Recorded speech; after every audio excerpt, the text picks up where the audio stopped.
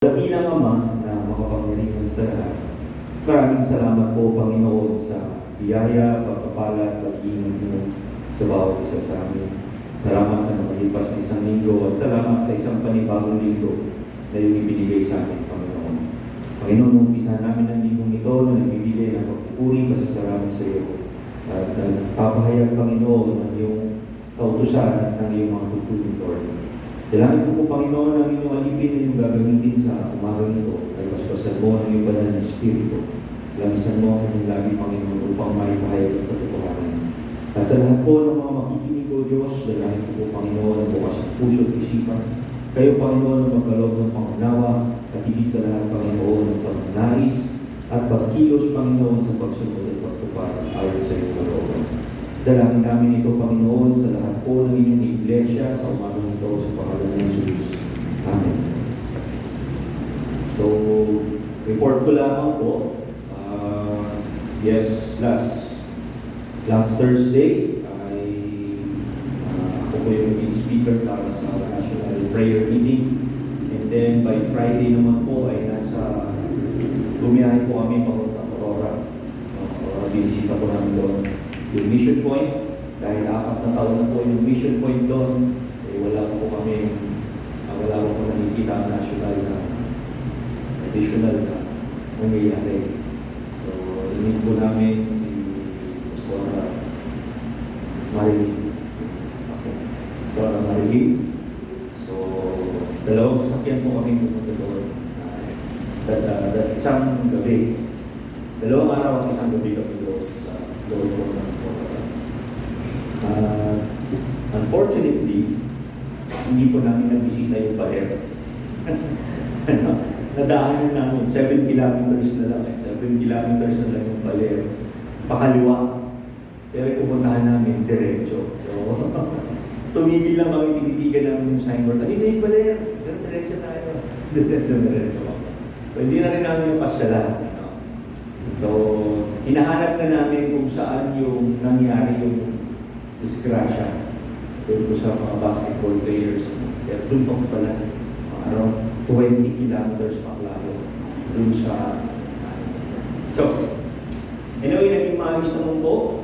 Pero maraming dapat maayos yung naging pagbisita, pagtitipon, pero maraming dapat ayusin doon po sa... So, yun po yung mga susunod namin pagpaplanuhan ng gagawin. May plano na. At doon na rin po namin. So, nung nakaraang linggo, ay akin pong naituro yung tungkol sa the parable of the two sons. Parable tungkol sa dalawang anak. Kung matatandaan po natin, itong tatlong parabolong ito ay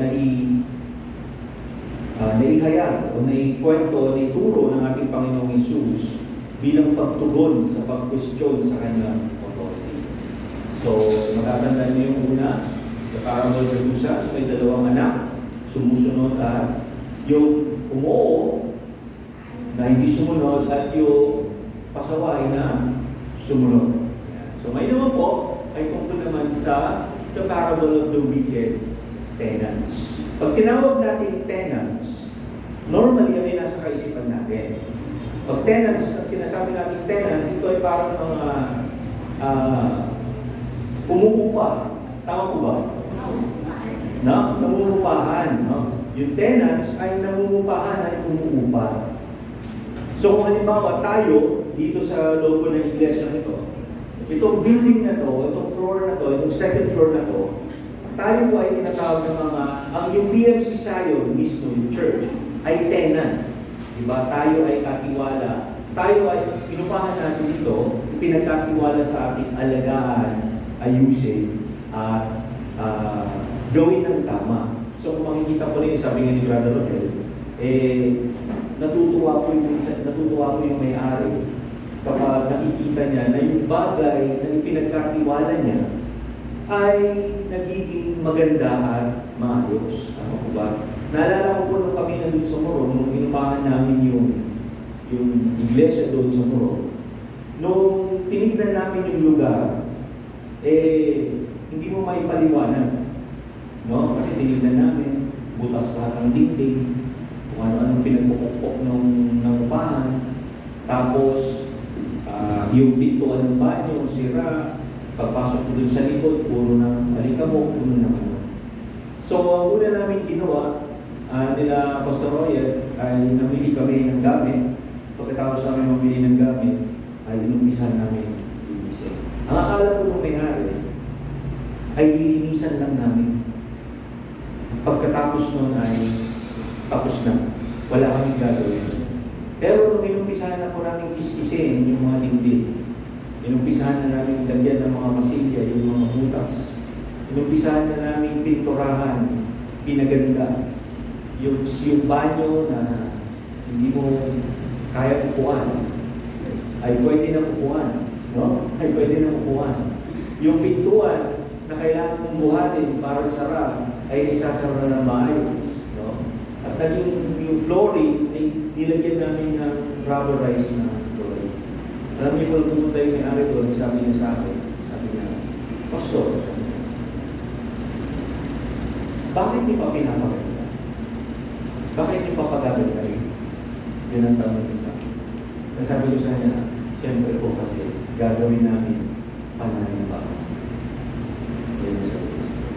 At dahil po doon, tingin ko natuwa siya, kasi dati ko noon, gate lang yun, yung nakita niyo itim na gate. Gate lang po yun.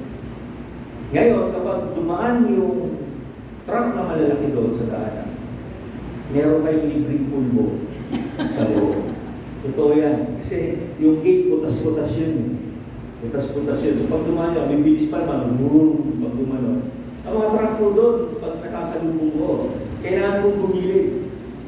Yung sasakyan ko, kailangan kong dalhin sa gilid. Alam niyo po yung mga, parang sinlaki ito yung bagol na hila-hila niya. Ganun kalalaki yung mga truck doon. At yung po sa tapat, kung nakapunta na po yun, yung sa tapat mo, ay manuka na Tower Pindirion. Yun ang doon sa tapat mo. So kapag sa panahon ng tag-init at nagbigay ng biyaya ng hangin, ang kalikasan, sigurado ko, lahat kayo may dalang panyo na meron lamang kawalan. Ganun yun. Kaya nung nakita ko po yung ganun na sitwasyon, sabi ko sa may-ari, sabi ko, willing po ba kayo? Pwede po bang lagyan natin ito na salamin? Sliding door, sabi ko. Na malinaw, sabi ko. Kung willing po kayo, dahil magiging investment nyo rin, sabi ko, makikihati kami. 50% sa amin, 50% sa inyo. Sabi ko. And alam ko rin ako sabi ko mayari, sige, pumayag siya. So, wala po pong isang linggo, pagbalik namin doon, para kamit yung mga ventilador, kamit yung TV. Ayun na. At nung tinanong ko siya, sabi ko, magkano ko yung share? Ako sabi niya sa akin, sabi niya, Pastor, sabi ko. Ganun po. So, nakita niya, yung pagpapahalaga na inilagay namin dun sa lugar, na kung saan hindi lang namin siya tuloy nakita na isang bagay lamang na upahan, musuhin, at pag umalis ka na ay iiwan mo mukhang ewan mo kung magagamit mo. So ito po ating pag-aaral ngayon, tinatawag natin na the wicked tenants. At tayo yung tinatawag natin na tayo mga umupa, o tayo mga pinagkatiwalaan. So, bago ko ulit mag-umpisa, bibigyan ko lang kayo ulit ng isang summary.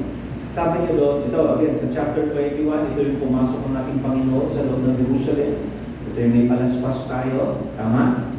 Pangalawa, dumating siya sa loob ng templo, ay kanyang nakita na para kang pumunta sa Quiapo, na ang harapan ng templo ay puro komersyo. So nagalit ang Panginoon, itinaob niya yung mga lamesa. Pangatlo, nagutom ang Panginoon at nung lumabas siya sa Jerusalem, may nakita siya isang puno ng higos na mayabong, maraming dahon, pero nung puntahan niya ay walang bunga. Kaya pinentong sinumpa at pinatay. At itong ika-apat, sabi niya, ito yung panahon na kung saan ay nagtuturo ang ating Panginoon at tinanong siya kung kaninong authority siya nangangaral. Kaya maalala niyo dito sa verse 22-23, nung pumasok si Jesus sa templo, habang siya nagtuturo, lumapit sa kanya doon yung mga punong hari o yung mga namamahala sa religious activity ng Israel. At ang tanong sa kanya, anong karapat mong gumawa ng mga bagay nito? Sino ang nagbigay sa iyo ng authority? So dito pumasok yung sagot ng Panginoon na sa halip na sagutin niya ng direkta at confrontational, ginamit niya ay yung tatlong parable. So yung first parable, tapos na tayo. At ito yung the two sons. Sunod po niya, yung pag-aaralan niya, the wicked tenants.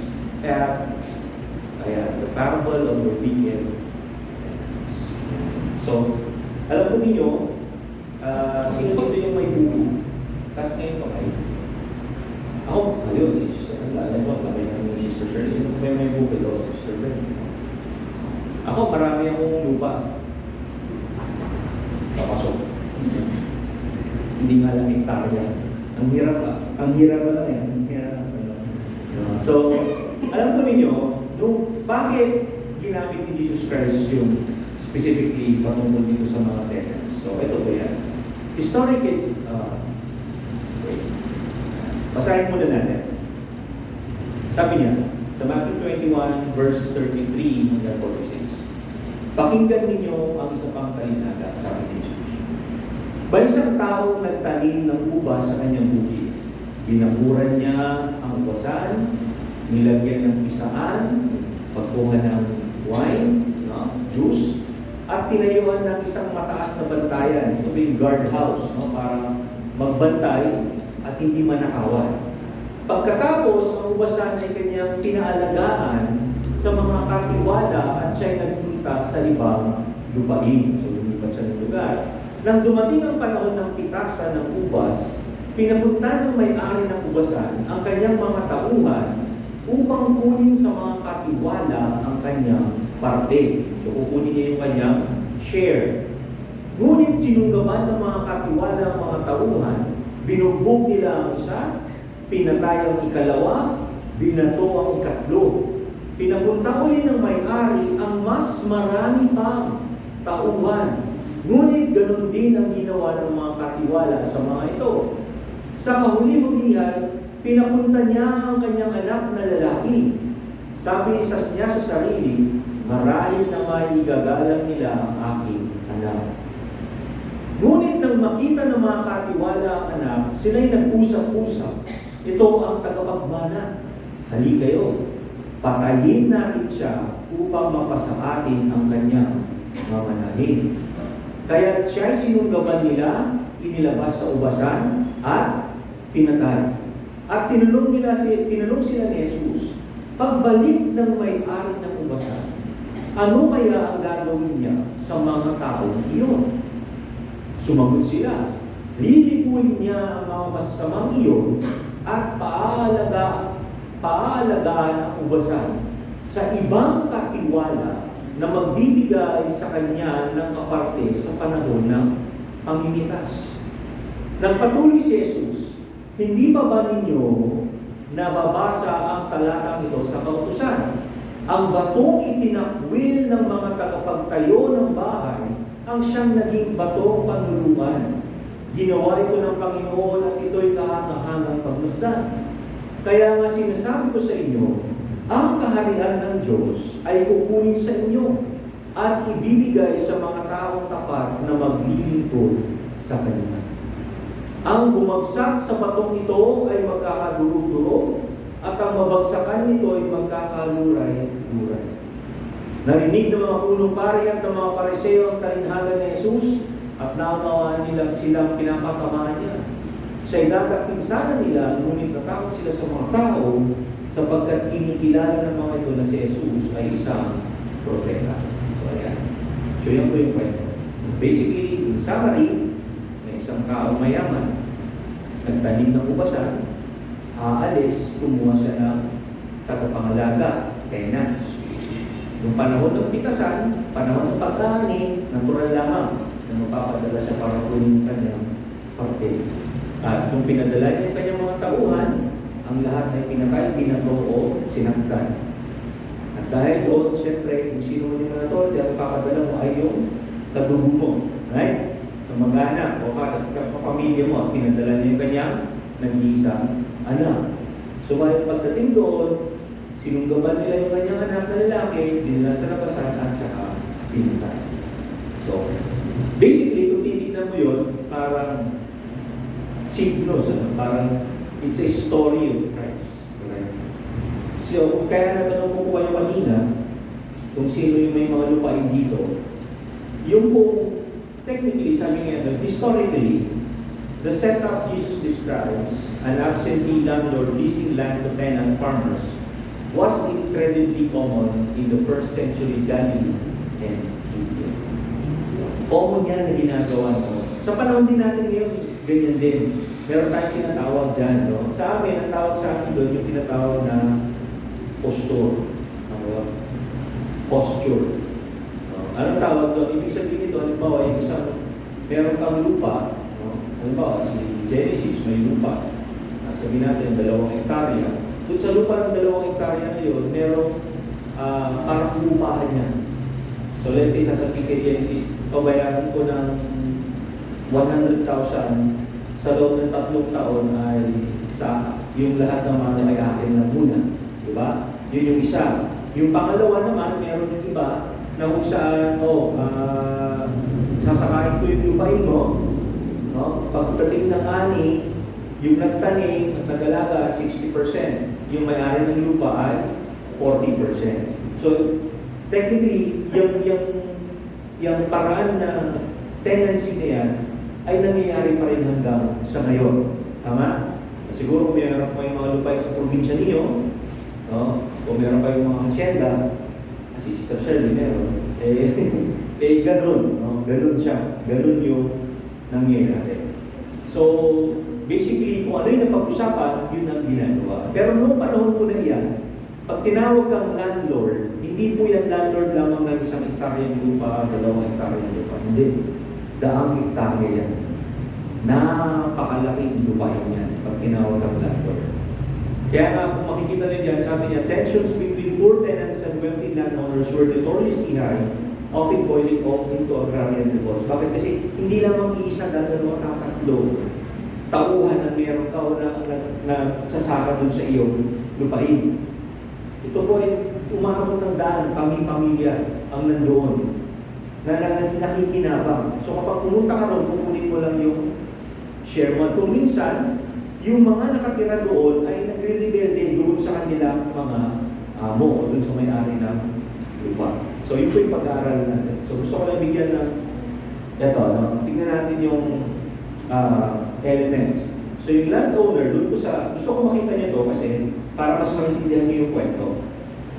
At kung ano yung tinutukoy ng Panginoon patungkol doon sa mga karakter doon sa loob ng kwento.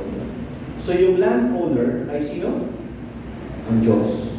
Ang dakilang Ama. Yung vineyard, ito yung nangangahulugan na yung bayang Israel. Kausap niya yung bayang Israel. At the same time, by extension, sabi niya by extension, yung mga nananampalataya at naniniwala sa ating Panginoon. Make sure tandaan niya na yung vineyard niya, kung ano yung definition niya. Kasunod nito ay yung tenants. Ito yung mga nangungupahan o yung mga nangupa. Umupa o pinagkatiwalaan. Sila yung mga religious leaders. No? Sila yung panahon ni Jesus Christ, sila yung mga chief priests, yung mga Pharisees. Ito yung mga tao na pinagkatiwalaan para pangalagaan yung vineyard. Alright? Sino ulit yung vineyard? Yung Israel at sino pa?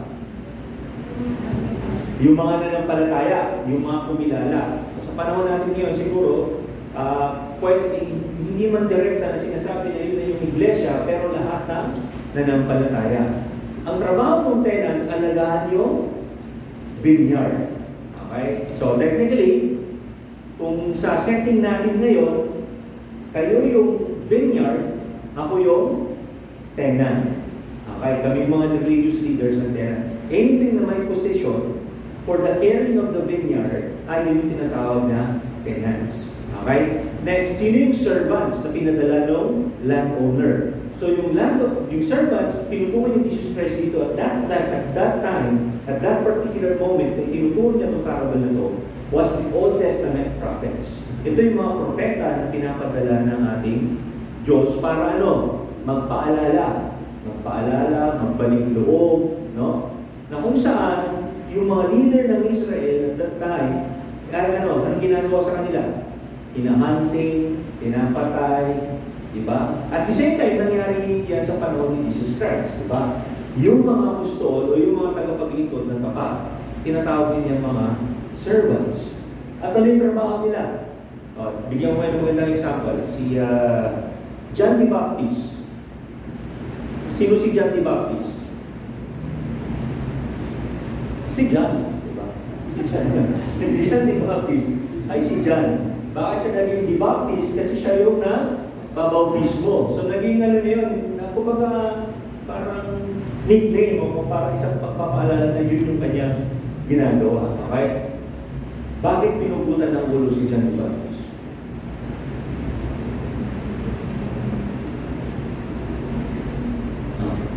Teka, alam niyo bang pinugutan ng ulo si John the Baptist? Alam niyo, hindi? Alam. Okay. Bakit siya pinugutan?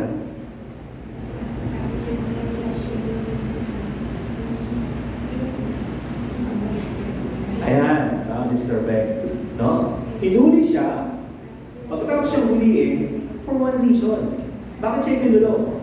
Kasi sinabihan niya yung political leader na masama yung ginawa mo, na kinuha mo, yung asawa, na pinsan mo, inasawa mo.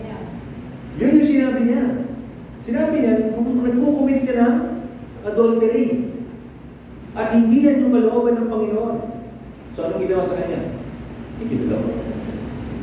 At nung may sumayaw-sayaw sa harapan, nung anak ng babae, natuwa yung hari, o natuwa yung gobernador. Sabi niya, hilingin mo kung ano man ang gusto mong hilingin.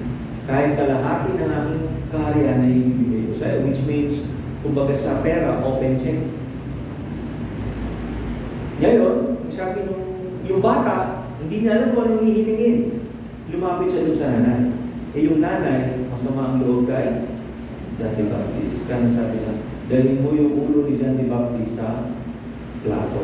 At yun yung ibigay mo sa akin. At dahil publicly nasabi ng hari na yun yung kanyang gagawin, wala siyang choice kundi paputulan ng ulo si John the Baptist. Ayan. So ganun yun. Yung servants, yung mga servants mo natin, Panginoon, the thing kung bakit sila kinaiinisan, kinakaaway, at talagang kine-persecute, ay hindi dahil sa may mga bagay talaga na kailangan nang sabihin na kung saan ay makakasakit, no? Makaka-rebuke at talagang makakatama sa buhay ng isang tao. At doon sila nagagalit. Kaya sabi nyo, hinahunting, hinahanap, pinapatay, kinaiinisan. One of the least favorite offices na pwedeng makuha ng isang tinawag ay yung pagiging isang propeta. Kasi, yun yung bar na kung saan, kung tapat kang propeta, kailangan mo sabihin yung totoo. Now, the Son. So yung Son, yung huling pinadala ng tenant, ay ang ating Panginoon, Jesus, our Lord Jesus Christ. So, ito yung point number 1. Point number 1. God's blessing should produce faithfulness, not ownership. Okay. God's blessing should produce faithfulness and not ownership. Bakit sa tingin ninyo, when we are blessed by God, ang dapat na mangyari doon is that rather than producing owning things or owning yung mga bagay na yun, is dapat mas naging tayong faithful. No? Dapat na mas naging tayong faithful rather than owning things. Bigyan ko kayo ng mga example. Sabi niya rito, sa verse 32, sabi niya, may isang, ilan? Isang. May isang tao na anong ginawa niya? Nagtanim, nagbakod, naglagay ng pisaan, at nagtayo ng bantayan. So, siya yung nagtararo, siya yung nagtanim, siya yung nagdilig, siya yung naglagay ng pataba. Siya yung naglagay ng bakod, protection doon sa bukid. Siya rin yung naglagay para sa ganoon yung bunga na ilalabas, lumubasan na yun ay maging produkto. Pisaan. At hindi lamang yun, naglagay din siya ng mga bantay para protektahan. At Nung para sa mga magnanakaw, merong isa. Sino ulit yung isang yan? Ang Diyos Ama, right? Ang Diyos Ama. God. So, anong ibig sabihin nito? Ang ibig sabihin nito, ang lahat ng bagay na meron tayo, inilatag lahat yan ng Panginoon. Wala kang ginawa para marating o makamit mo yung mga bagay na yun. Okay, paano ba natin lalagay na? Ito siya. Sabi mo, everything that we possess, our life, abilities, opportunities, careers, families, and ministries, is entrusted to us. Ikaw yung vineyard. Ikaw yung itinanim. Ikaw yung binantayan. Ikaw yung pinalago. At i-expect ng Panginoon na ikaw yung magbubuhay. Yeah. Kaya sabi niya, everything that we possess, our lives, yung buhay natin, anong tanong ng Panginoon? Sino makapagdadagdag ng bahay na isang segundo sa kanyang buhay? Ang buhay ng tao ay parang isang bula. Yung minsan lalabas sa pagputok ay wala na. Sabi ng mga gusto. So, titignan natin, everything, our very own life, is not our own. It's owned by the Lord. Kaya kung minsan iniisip ko, habang pinag-aaralan ko sa iyo, kaya siguro galit na galit ang Panginoon kung nagpapakantay ko. Because it's not for you to take. Kundi dapat nandoon sa ayon sa plano ng Panginoon. Because He owns your life. Next, yung abilities niyo. Sino dito ang may ability? Sa mga, sino sa inyo may ability ng mga super science? Wala pa. Hindi ko rin kaya. Okay? Yung abilities natin, what are those abilities na tinatawag natin? Sabi natin, gifts, talents, right? Your ability to sing, your ability to learn some music, your ability to speak, yung ability na mag-sewing, yung ability mo na maging steward, servant. Those are the different kinds of abilities. Pero yung mga bagay na yun, those things are not your own. Tenant ka ni Lord. Ipinagkatiwala rin niya sa iyo yun. Opportunities. Ito, opportunities. Halimbawa, naglalakad si Genesis. Nakakita ng 1,000. Opportunity. Nakapera ko. Pag tinawag natin opportunities, yung mga bagay na nangyayari sa atin, ako minsan tinatawag lang natin, swerte. Pero hindi swerte yun. It was given and it was entrusted to us by the Lord. Ibinigay sa atin ng Panginoon yun. Those are pagkakataon o mga pagkakataon na ibinigay sa iyo ng Panginoon upang gamitin mo para sa Kanya. Those are opportunities. Careers. Yung mga karera ninyo, yung mga buhay karera, sabihin natin huwag sa karera, hindi lang sa trabaho. Bakit ka nakapasok sa magandang kumpanya? Bakit maganda ang trabaho? Bakit maganda beneficio? Sa negosyo mo, bakit ka lumalago sa negosyo? Bakit hindi ka nawawala ng kliyente? Bakit hindi ka nawawala ng order? Those things, those are things that we possess. Ipinagkakatiwala yan ng Panginoon. Ipinagkakatiwala. That's why we don't own anything. Panguli, families. Sino dito ang walang pamilya? Sino dito ang ganap na ulila? Wala, di ba?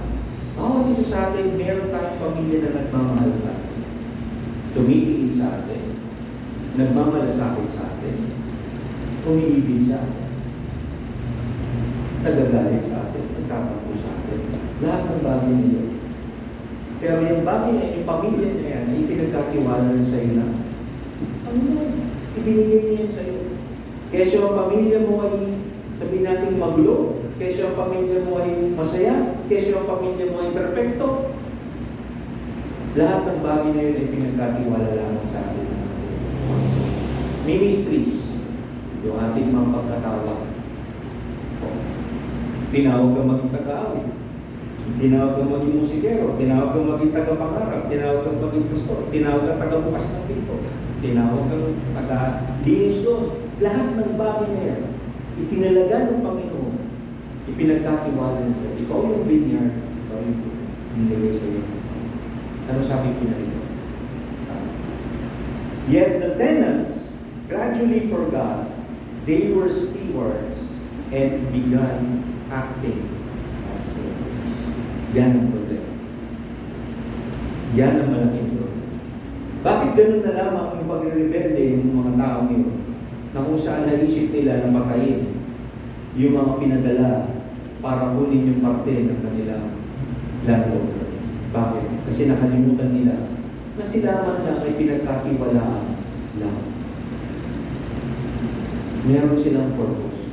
At ang nangyayari, marami sa mga tao, marami sa mga, kahit sabihin natin mga Kristiyano, ang nakakalimot na yung mga bagay na binigay sa atin at pinagkatiwala sa atin, minsan inaangkin natin.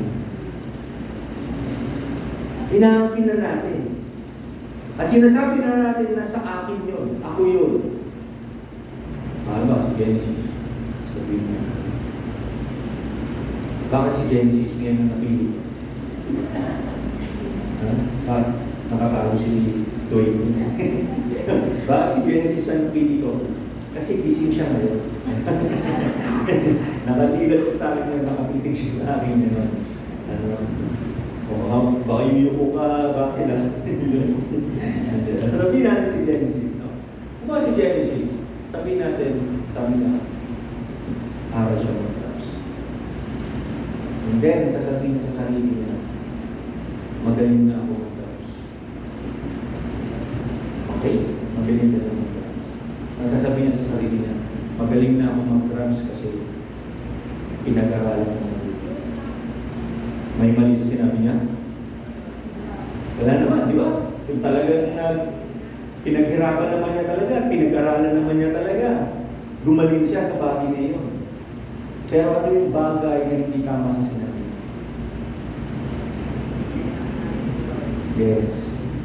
Inangkin niya na yung kanyang paglago ay dahil sa kanyang sarili pagsisika.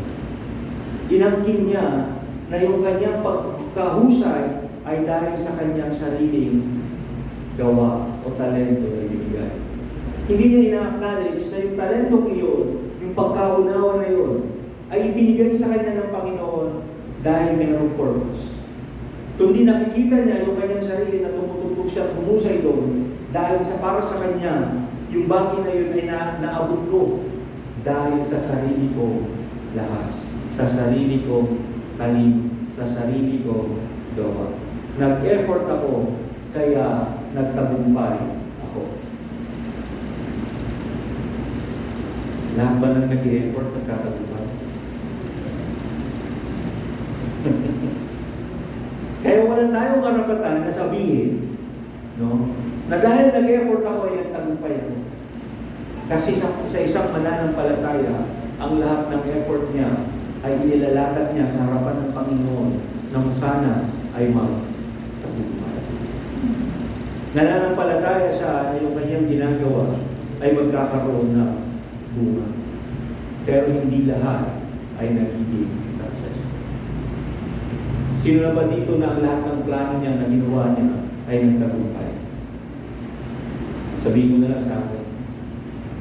Pag nag-apply ka ng trabaho, sa lahat ba ng na-applyan mo, matatanggap ka? Hindi. Ako nung nag-apply ako ng trabaho, sabi ko sa mga anak ko, nung nag-apply ako SIMA, magsimula kaya ako hanggang doon sa dulo ng kakawin. Hanggang pagdating ko ng UN, pagdating ko ng Kalaw, pagdating ko ng nilalakad ko yan, naghahanap ako ng trabaho. Nauubos ang pera ko kapiprint ng resume. Print ako ng print ng resume. Ang kapal-kapal ng resume ko nung naghahanap kaya ako ng para makasampa ng barko. Nilakad ko na yan. Alam niyo po kung binili ko sapatos? Yung binili ko sa sapatos, yung safety shoes, sabi ko, bakit? Matigas-swelas ko eh. Para kahit na naglalakad ako, hindi mapupod-pod. Tandaan niyo yun. No? Lakad ka ng lakad, punta ka ng punta, nakakakilala ka ng kung sino-sinong tao.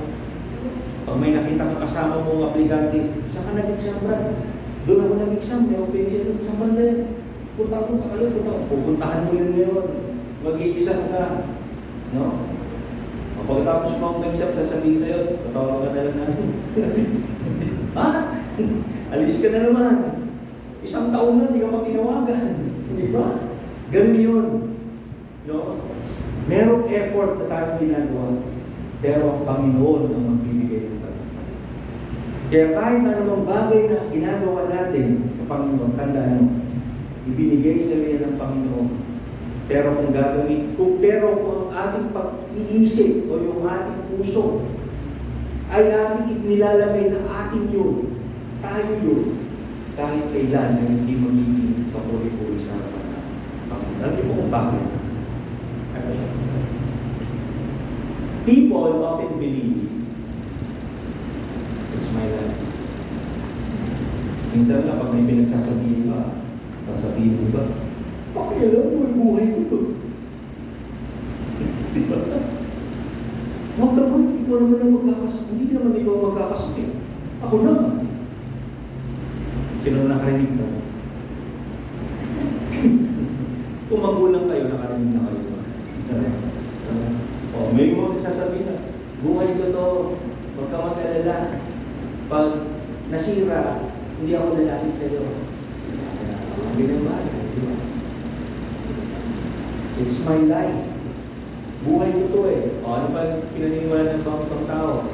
It's my money. Pero pa naman to eh, hindi gagastusin ko kung saan ko gusto. Ano bang pakialam mo kung ubusin ko sa ganito? Ganyan. Pinapayuhan mo lang. Right? Ano pa? It's my body. Yan, common po yan sa mga LGBTQ. Diba? Yung mga nagpapatransplant. Pag ika-counsel mo sila na huwag nilang gagawin, sasabihin nila, ano, kasi katawan ko to eh. Hindi nila yung gagawin nila is irreversible. Ano pa? Kaya to, it's my career. No? Karera ako naman to, ako nang bahala. Brad, huwag mo gawin yan, pagdarala yan. Hindi, ako bahala para mga gawin siya pag-muro namin. Para kumita tayo ng matay. Yan. No? Pangalawa, sabi niya, I earn everything. Yan yung pinakamabigat. Yung sasabihin ng isang tao sa kanyang sarili, ang lahat ng bagay na ito, lahat ng aking tinatamasa,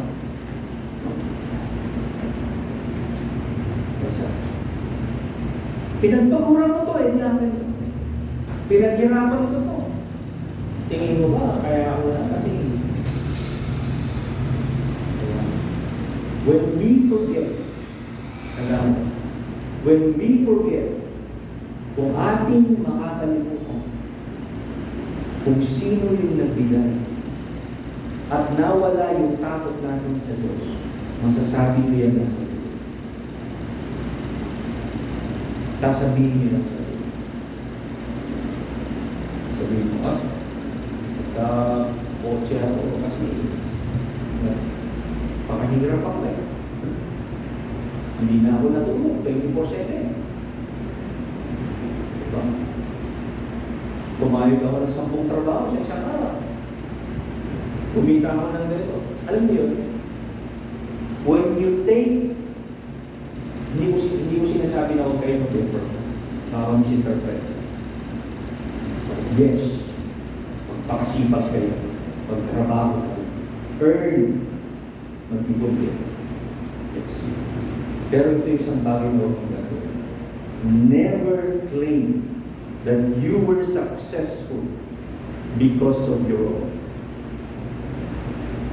Huwag na huwag ninyong sasabihin. Hindi man sabihin na inyong bibig, huwag na huwag sasabihin na inyong puso at na inyong isip na kaya ako nagtagumpay ay dahil sa akin.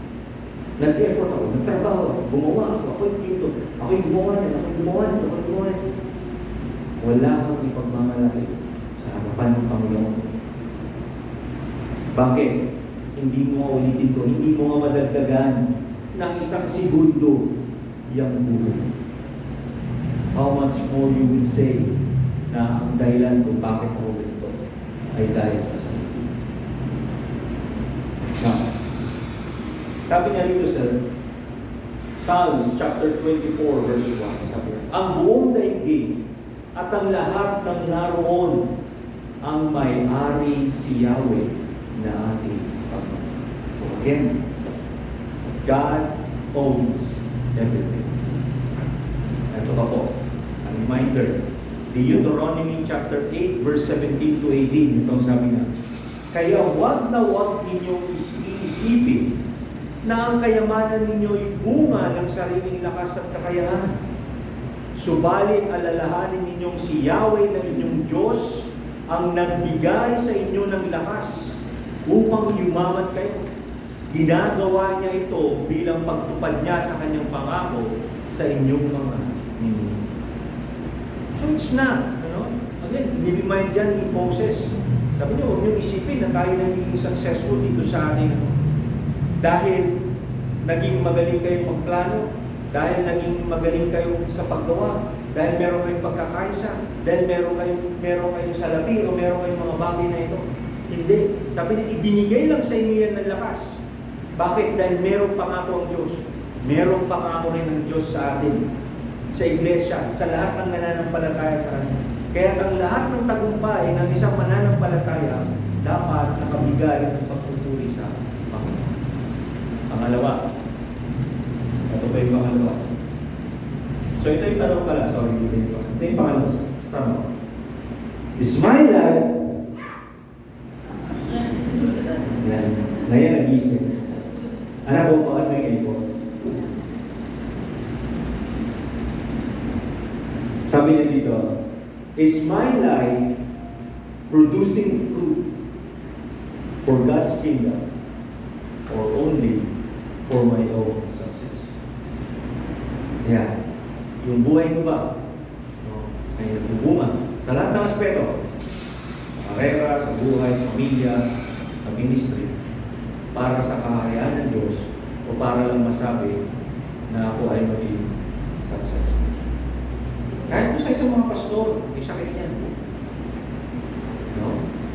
Kahit po sa mga tagapaglingkod ng Diyos, maraming may sakit yan. Minsan nagbubungan tayo, hindi para sa kahayaan ng Diyos, para sabihin na matagumpay tayo. Ganun din ba yung buhay natin? Balikan natin magsimula ng iba yung pinanganak. Ilang taon ka na Nanay Loli? 92. Okay. So, si Nanay Loli from 73. 73.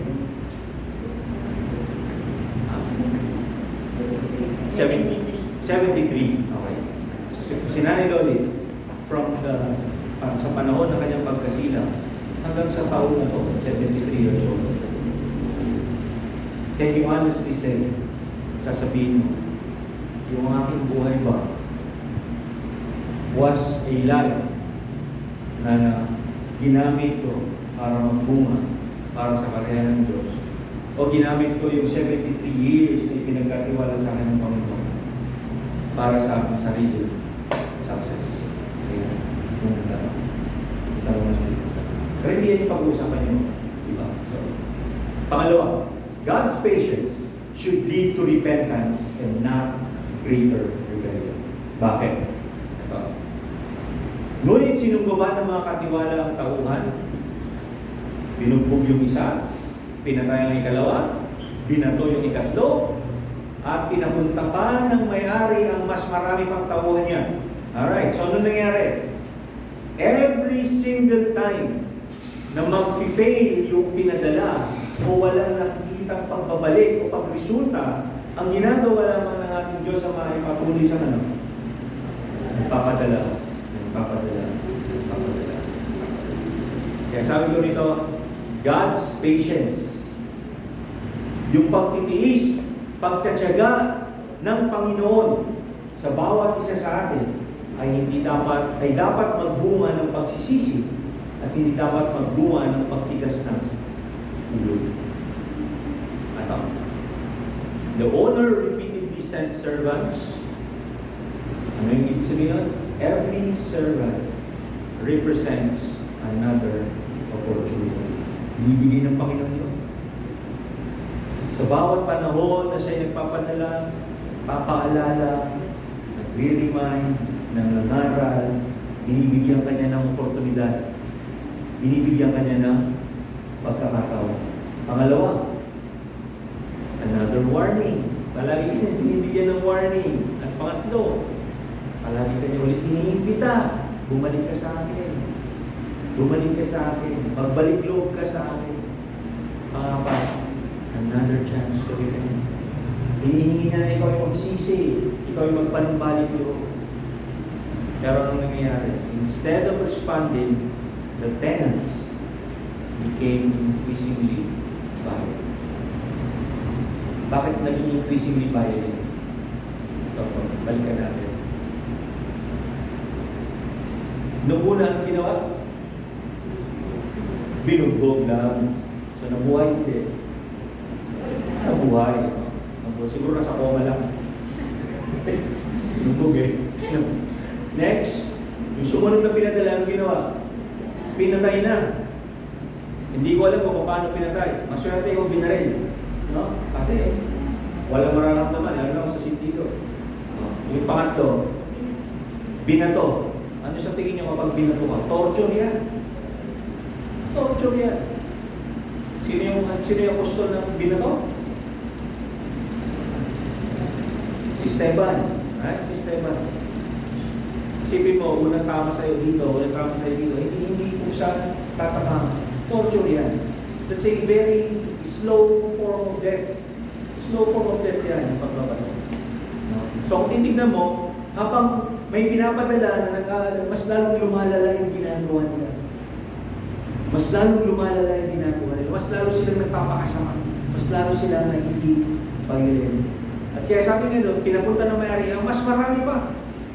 Grabe ang tiyaga. Grabe yung pangunawa. Grabe yung pagtitiis. Sige lang. Padala ka lang ng padala. Ganun ang Panginoon. Kaya huwag natin iisipin na kapag hindi na walang nangyayari na ginagawa natin yung ating kasalanan, ginagawa natin yung buhay natin na wala ayon dun sa kalooban ng Panginoon, at ang patuloy lang natin naririnig ay pagpapaalala, pag-call out sa inyo, pag-call out, o kaya mga mensahe na naririnig nyo, ang Panginoon ay nagtsatsaga, ibig sabihin ng Panginoon ay nagtsatsaga pa sa inyo. Ang Panginoon ay patuloy pang nagre-remind. Ang Panginoon sabi may pag-asa pa, may pag-asa pa. O diba? Minsan sasabihin mo, wala nang pag-asa yan, huwag na. Sumuko na yung tao. Pero ang Panginoon, tuloy-tuloy pa rin, nagpapadala pa rin, nagre-remind pa rin, nagsasabi pa rin. Pero, may hilig ba Diyos? Pero, may panahon na talagang hindi. Sabi niya dito, when conviction is continually rejected, the heart becomes increasingly hardened. Tumitigas na yung puso mo. And sin never remains stagnant. Ano ibig sabihin ng sin never remains stagnant? Pag stagnant, sinasabi natin, plateau. Right? Steady lang. Pero ang kasalanan, kahit kailan, hindi na natin yung flatline. Isipin nyo no? Politiko ka. Sample nyo na politiko ka. Ikaw na politiko, bago ka sa politika. At ang slogan mo, nung ikaw ay tumatakbo, ay sabi mo, hindi ako magnanakaw sa kaban ng bayan. Hoy, kapat! Ayan, diba? Naniwala sa iyo mga tao, binoto ka. So ngayon, naupo ka sa pwesto. Pag upo mo sa pwesto, ito yan, congressman, bigyan kita ng 50,000. Regalo lang. Maliit na bagay. Diba? Sa atin, malaki yun. Pero sa kanila, maliit. Sige, bigyan kita siya. Mag-uumpisa ka sa 50 mo. Bago matapos yung termo mo, ilan Bakit? Kasi po ang kasalanan, sabi nila, kung ano yung bawal siya ang masarap. When you start to enjoy sin, lalaki ang lalaki ng lalaki. Na-enjoy mo na eh. Natuwa ka na. Sa una, hindi ko natuwa. Parang sa ganito na. Nagkasala ka, sasabihin mo, Lord, hindi ko na uulitin, promise. Pero na-enjoy mo eh. Then gagawin mo ulit. Pero this time, may twist na. Tataas yun. Mas lalala. Kaya, sin does not remain stagnant. Hindi nangyayari stagnant yan. Palaging mag-i-increase na mag-i-increase yan na mag-i-increase. Bakit? Kasi ang gusto ng kalaban, dumating ka dun sa point na ano, na totally destroyed ka. Sirang-sira ka. Then darating ka dun sa point na sasabihin mo sa sarili mo, hindi ko na kaya bumalik sa Panginoon. Kasi kahit ikaw mismo, alam mo, pag tinanong mo yung isa sasabihin niya, ano sasabihin mo? Hindi naman po kasi ako dating ganyan.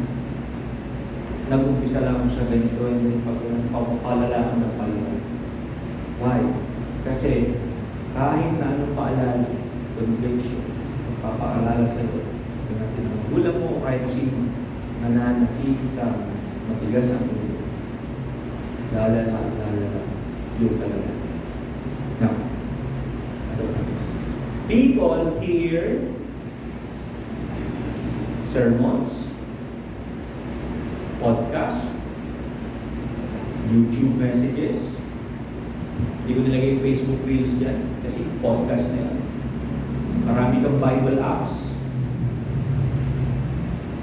Marami kang devotionals. Marami kang Christian books. Tinawag yung social media clips, kasama dyan si TikTok, si Instagram. Sino ba? Reels ng Facebook, right? O, lahat na lang nandyan. Naririnig mo na lang lahat dyan. Ibig sabihin, you're not ignorant, you are well informed. Kaya ito ang problema. Exposure to truth is not the same as obedience. Exposure to truth is not the same as obedience. Sabi mo, nakakita ka ng reels. Sino dito nakapagbasa ng isang reels kanina? Wala. Kaya lang kayo kasi humingi si Lorna. Lorna, may nabasa ka? Alam ko pinanood si Lorna. So, halimbawa, meron akong nakita isang reels. Sabi niya doon, for I know the plans for you not to harm you, but yung Jeremiah, right? Very popular sa Jeremiah.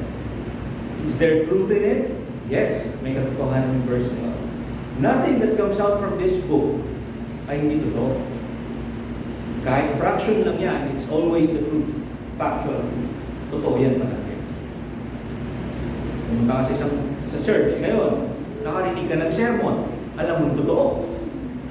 Right? It's biblical, it's sound, and it's factual.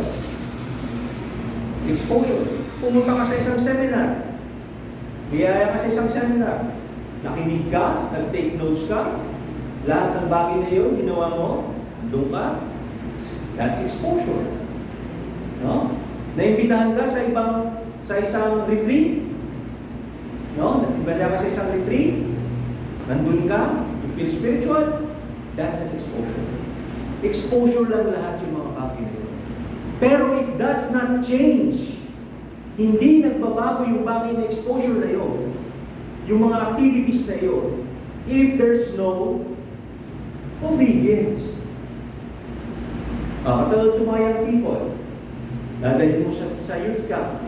Right? Dalhin mo sa youth camp. Ilang araw yung youth camp natin ng taon na to? 4 days. 4 days youth camp. Sabi ng isang taga-pamitin, pagkatapos ng youth camp, sabi niya doon sa pastor, kay Pastor Jed, sabi niya, Pastor, on fire ako, magpapastor na rin ako. parang gano'n lang.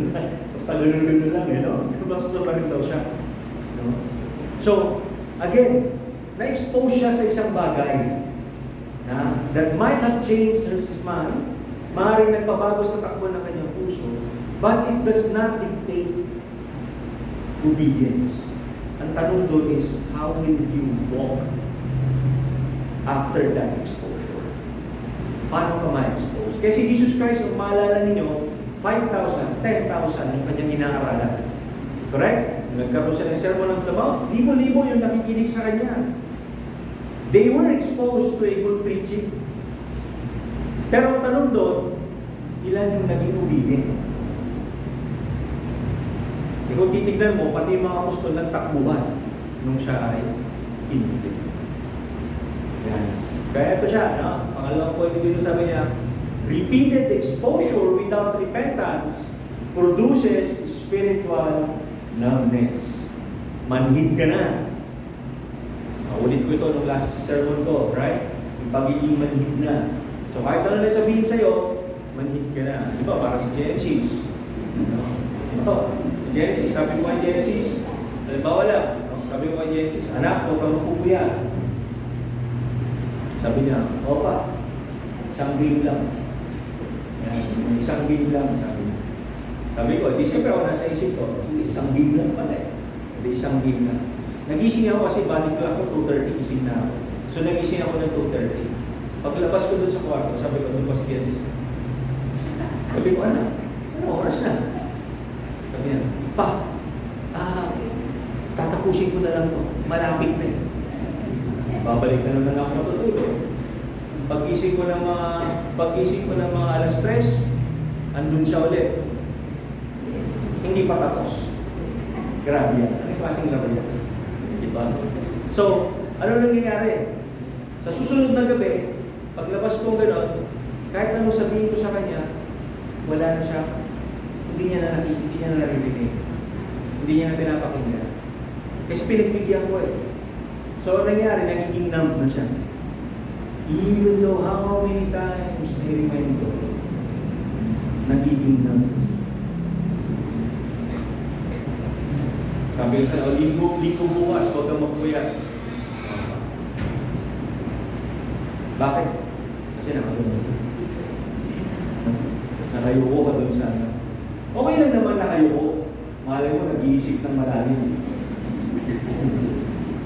Ang problema doon, yung bumabagsak-bagsak. Alam mo, hindi nag-iisip. Kasi nakayuko mo doon. Pero pag nag-iisip na gano'n, nagugulat sa sarili niya pag-iisip, wala. Ibig sabihin. Kaya kapag patuloy natin hinahayaan yung bagay niya, kahit ilang beses natin paalalahan, pero hindi natin binibigyan ng atensyon, nagiging manhid. Nagiging manhid yung pagkakasabi. Romans chapter 2 verse 4. Napakaganda po sinabi. O baka naman gusto mo pang hamakin ang Diyos dahil siya ay napakabait, mapagpigil at mapagpaumanhin. Hindi mo ba alam na napakabuti ng Diyos, kaya binibigyan kanya ng pagkakataong magsisi at tumalikod sa kasalanan? No? Tanong ni Apostol Pablo. Tinatanong niya yung mga Kristiyano sa Roma. Sabi niya, o baka naman gusto niyo pang hamakin, ano ibang salita ng hamakin? Insultuhin. Right? Yung pagiging mabait ng Diyos, yung pagiging mapagpigil niya, yung pagiging mapamanhin niya. Hindi niyo ba nakikita, sabi niya, na yung kabutihan na yun ay ibinibigay sa inyo ng Panginoon upang makapagsisi at tumalikod sa mga kasalanan. Now, the greatest danger is not hearing too little. Sa panahon natin ngayon, no? The greatest danger is not hearing too little, but it's hearing too much without responding. Ang dami nating naririnig. Ang dami natin. Ang ganda ng mga sermons natin online. Ang gaganda ng mga podcast. Ang gaganda ng... Ang dami ng mga information. The problem is not knowing nothing. So the problema is that even hearing, we're not responding. Hindi tayo nagre-react, hindi tayo gumagalaw, hindi tayo gumagalaw. Yan yung mga. Ang huli, determines your eternal future. Bakit? Verse 4. Ang batong itinakwil ng mga tagapagtayo ng bahay, ang siyang batong panulungan. Ginawa ito ng Panginoon at ito'y kahangahan ng Panginoon. He is the chief cornerstone. Everything points to Jesus. Amen?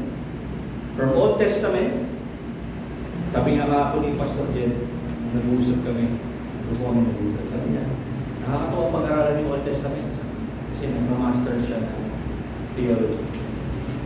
Nakakatawa pag-aralan yung Testament. Kasi pag pinag-aralan namin, lahat ng nasa Old Testament pala ay pagtuturo kay Jesus. That's true. From the very creation, from the start of creation, kay Jesus Christ na yung lahat yun. Ano sabi ng Apostol Pablo? Sabi niya, walang nalita kung maliban kay Kristo. So hindi dahil sa kanya, walang malilito. So everything points to Jesus. At dahil dyan, Jesus leaves no room for neutrality. Hindi ka pwede maging neutral. You have to choose sides. Kailangan mo pumili. Kailangan mo pumili kung kanino ka. Kung ikaw para kay Jesus o hindi. Kaya sabi dito ng ating Panginoon, sabi niya, dali nga may verse, sabi niya, ang batong itinakwil ng mga tagapagtayo ng bahay, ang siyang naging batong panulungan. Ano ibig sabihin nun? Yung bato na kanilang tinanggihan ay siya yung naging cornerstone. Siya yung naging cornerstone ng lahat. Kaya ano sabi nito? Either you become, or either He, Christ, either Christ becomes the foundation of your life, or He becomes the stone over which you fall. Dalawang bagay lang yun. You have to make a choice. Mamimili ka. Gagawin ko ba si Kristo ang pundasyon ng buhay ko? O siya yung bato na duduro sa akin? Ito tandaan natin. Sumagot si Jesus. John chapter 14 verse 6. Ako ang katotohanan at ang buhay. Walang makapunta sa Ama kundi sa pamamagitan. No other name but Christ. No other sacrifice but Christ. Not religion, not good works, but Christ. Si Jesus Christ.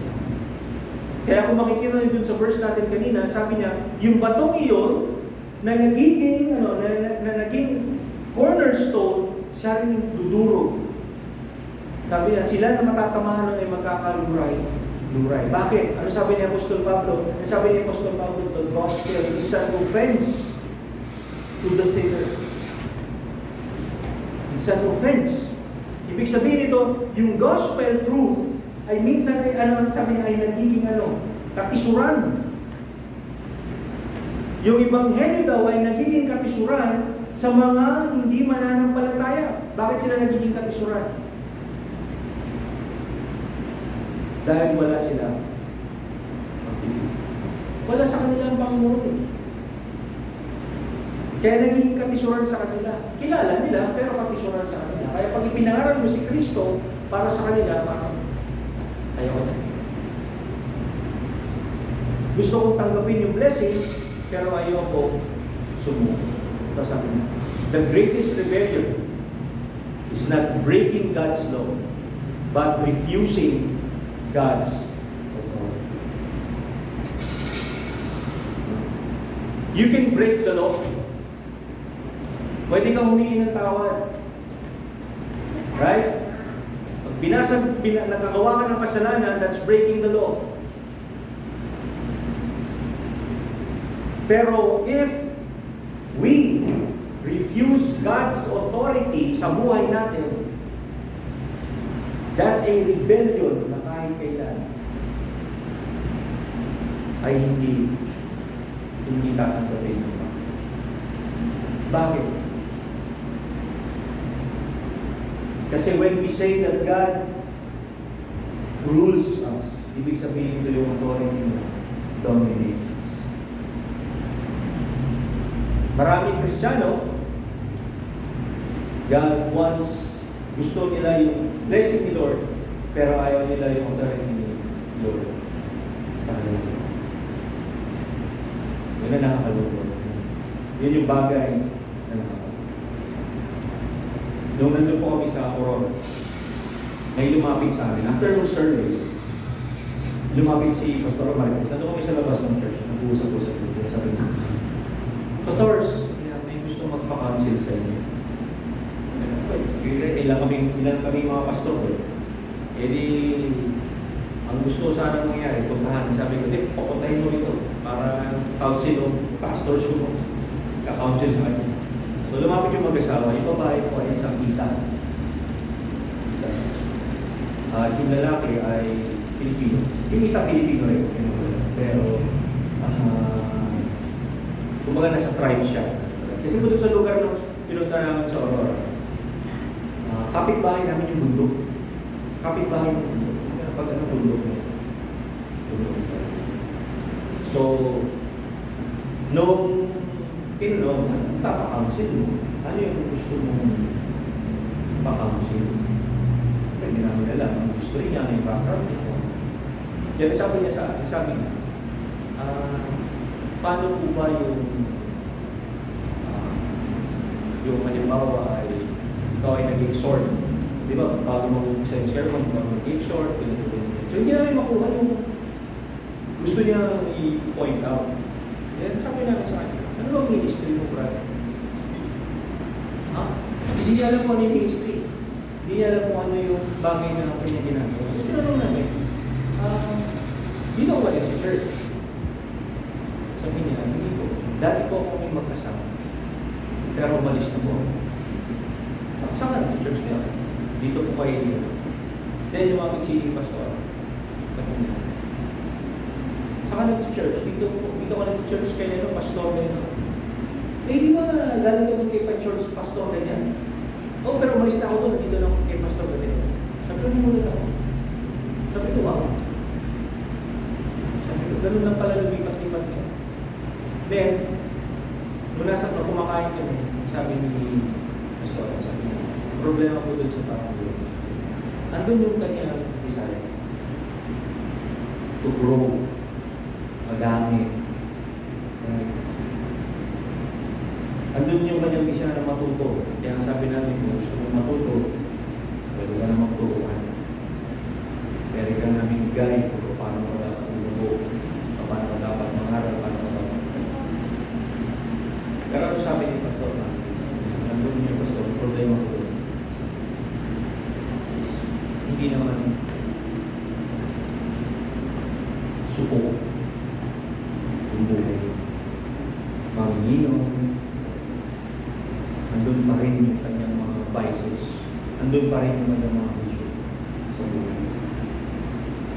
Nandun pa rin yung mga bagay na dapat ay naisuko niya na para magamit sa natin. So again, it's not about breaking God's law. It's about refusing yung authority ng Panginoon sa buhay. When you refuse authority, ano nangyayari? It's rebellion. It's rebellion. Ayaw mo magpasakot sa Diyos. Gusto mo na maglingkod sa Diyos. Pero not in God's term. By your term. And that's the way. Kaya, sabi niya dito, the same Christ who saves those who trust Him will judge those who reject. Alam niyo po, ang rejection, minsan iniisip natin ang rejection, it's like, nireject ko si Jesus Christ dahil, tinanggap ko ang Panginoon dahil nung nag-altar call ay lumapit ako sa harapan at ipinalangin ko yung sinner's prayer. No? Minsan, hindi yun yung pagtanggap. Yung pag-reject, hindi rin naman yung sabi ko, hindi ko nire-reject ng Panginoon kasi nagsisimba ako, nananalangin ako, nababasa ako ng Bible. There are greater forms of rejection na ginagawa natin sa buhay natin, na dinidinay natin ang Panginoon. Dinidinay natin mismo si Jesus Christ.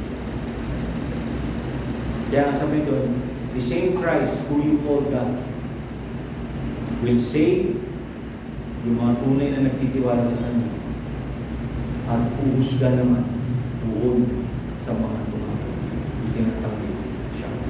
So, sabi niya rin dito ako sa 1 Timothy chapter 2 verse. Remember this. Ibig niya ang lahat ng tao ay maligtas. Hindi na basta maligtas. Kundi sabi niya, ibig niya maligtas at makaalam ng katotohanan. Christ is the only way. Christ is the Savior. And Christ is So, ito po yung pag-uusapan yung sa fellowship circle. Walang uwi, walang tatakas. Di ba, Lord? Di ba, Madel?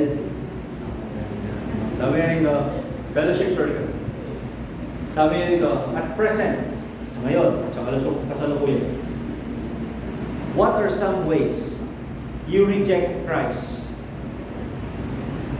without openly denying? Masamayang people that. What at present, what are some ways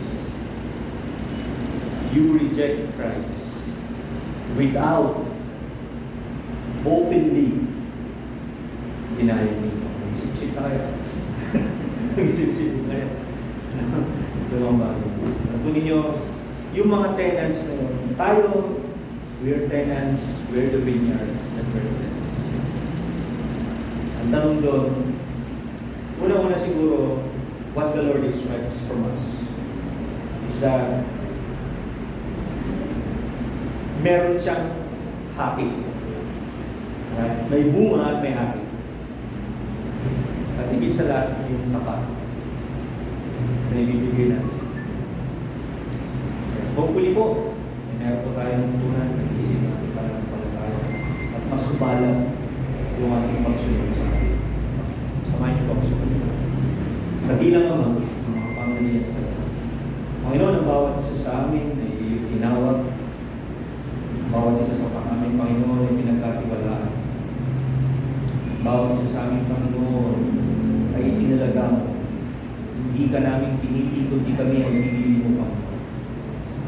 Kaya dalangin ko, Diyos, tulungan mo ang bawat isa sa amin na maging tapat. Tulungan mo ang bawat isa sa amin, Panginoon, na magbunga, maging kagamit-gamit sa iyong kasama. Higit sa lahat, Panginoon, ay maging tapat sa mga pinagkatiwala mo sa amin. Panginoon, ang buhay, pamilya, karera, komunidad, aming mga ministeryo. Ang lahat ng bagay nito, Panginoon, namin na pinagkatiwala mo sa amin, ay aming magamit para sa ilalim at sa pagkakas. Maraming salamat, Lord, sa iyo, pakulit, kapilang,